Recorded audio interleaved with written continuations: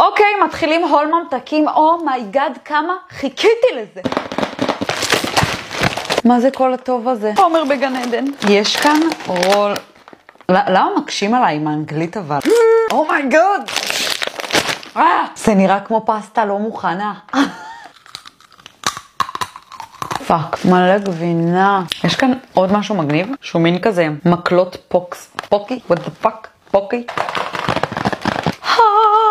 אוקיי, זה אמור להיות מין מקלות כאלה, עם שוקולד לבן כאילו עם חתיכות אוריו. וואו. גוטה! נקסט. אוי, על זה אני מתה. מילקה.